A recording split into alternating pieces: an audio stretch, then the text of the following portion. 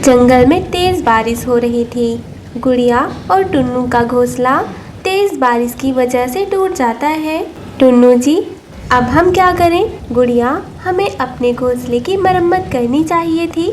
हाँ टुन्नू जी, लेकिन किसको पता था यह बारिश इतनी जल्दी आ जाएगी। अब सारे पक्षी भी मेला देखने गए हैं, हम किसी के घर में भी नहीं जा सकते। हाँ टुन्नू जी, लेकिन कालू और गोरी घर पर ही हैं, हम उनके घर तो जा सकते हैं।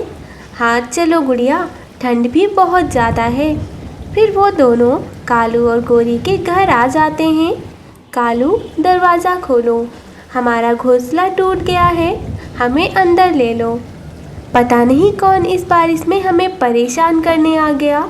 फिर कालू खिड़की से देखता है, गोरी, गुड़िया और उसका पति टुन्नू घर के बाहर खड़े हैं। अच्छा, मेरे दिमाग में तो एक आइडिया है, हम उन दोनों को एक शर्त पर ही घर के अंदर ले लेंगे। तुम उनसे बोल दो कि उन्हें हमें खाना ढूंढकर लाकर देना होगा।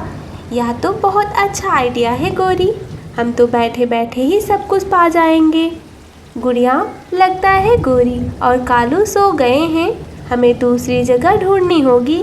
वह दोनों वहाँ से जाने ही वाले थे, लेकिन तभी कालू दरवाज़ा खोल देता है। अरे रुको, क्या बात है? कालू, हमारा घोंसला टूट गया है और गुड़िया पेट से है। वह बहुत जल्द ही माँ बनने वाली है और सारे पक्षी भी दूसरे जंगल मेला देखने गए हैं, इसलिए हम तुम्हारे घर पर आ गए। क्या तुम बारिश रुकने तक हमें अपने घर में जगह दोगे? हाँ, तुम हमारे घर में रह सकते हो, लेकिन तुम्हें हमारा कुछ काम करना होगा। अच्छा ठीक है, लेकिन हमें घर के अंदर तो ले लो, नहीं तो गुड़िया को ठंड लग जाएगी। हाँ हाँ ठीक है, अंदर आ जाओ। फिर वो दोनों अंदर आ जाते हैं। अब बताइए हमें क्या काम करना होगा। अगर तुम्हें इस घर में रहना है तो तुम्हें हमारे लिए अनाज ढूंढ कर लाना होगा। अच्छा ठीक है, मैं अभी जाकर अनाज ढूंढ कर लाता हूँ। मेरी वजह से टुन्नू जी कितने परेशान हैं। फिर टुन्नू अनाज ढूंढने लग जाता है। वह बहुत दूर जाता है। दूर जाने के बाद भी टुन्नू को कहीं पर अनाज नहीं मिलता। अब मैं क्या करूँ, मुझे तो अनाज ही नहीं मिल रहा। इतने में टुन्नू को एक शिकारी पक्षी दिखाई देता है। वो वहाँ से भागने लगता है। शिकारी पक्षी भी टुन्नू के पीछे आ जाता है।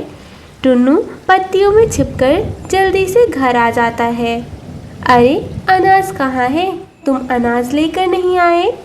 गोरी बहन, मैंने तो बहुत ढूंढा है, लेकिन अनाज नहीं मिला और मेरे पीछे एक शिकारी पक्षी भी लग गया था, इसलिए मैं जल्दी से घर आ गया। अच्छा, झूठ मत बोलो, लगता है तुम्हें अनाज ढूंढना ही नहीं है।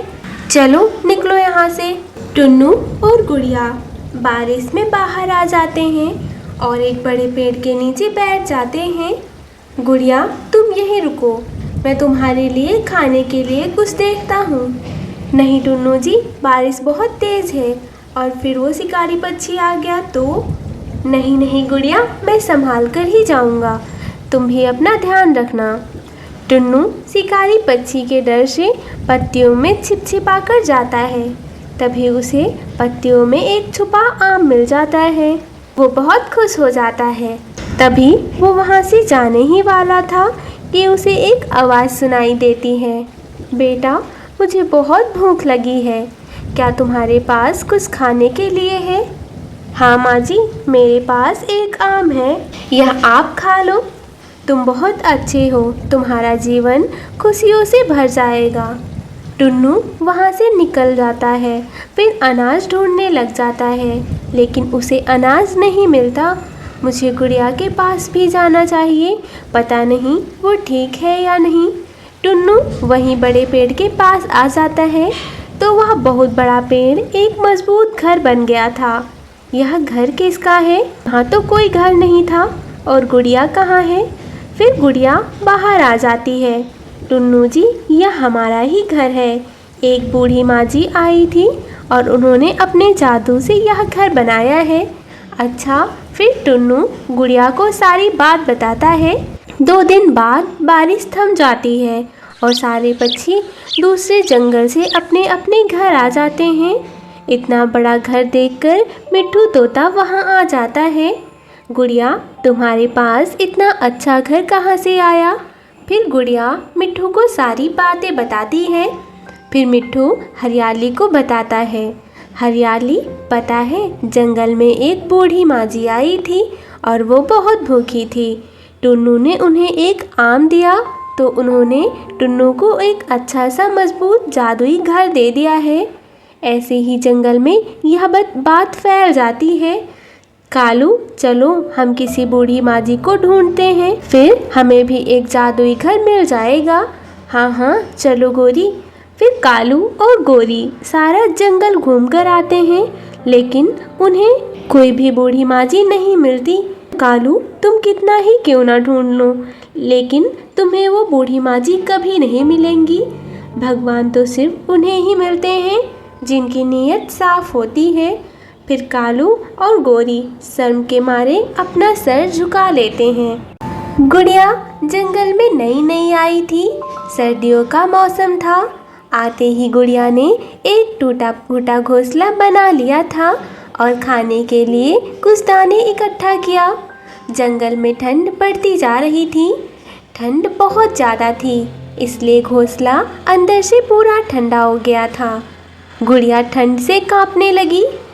अगर मैं घोंसले में ऐसे ही रही तो शायद जिंदा ही नहीं रह पाऊंगी। मुझे कुछ ना कुछ तो करना ही होगा। मुझे किसी पक्षी की मदद मांगनी होगी। गुड़िया सबसे पहले कालू कौवे के पास पहुंची। कौवा अपने मजबूत और बड़े घर में आराम से बैठा था और उसकी पत्नी गोरी भी वहाँ थी। कौवे भैया, मैं इस जंगल में नई आई हूँ और मेरा नाम गुड़िया है। मैं ठंड से बहुत परेशान हूँ। क्या आप मुझे थोड़ी जगह दे सकते हैं? चिड़िया, हमारे घर में जगह नहीं है और कुछ ही देर में मेहमान आने वाले हैं, तो मैं तुम्हें अपने घर में नहीं रख सकता। जाओ तुम अपना घर मजबूत बनाओ। गुड़िया उदास होकर वहाँ से चली जाती है। फिर कबूतर के पास जाती है। कबूतर भैया, मैं ठंड से बहुत परेशान हूँ। क्या आप मुझे थोड़ी जगह दे सकते हैं?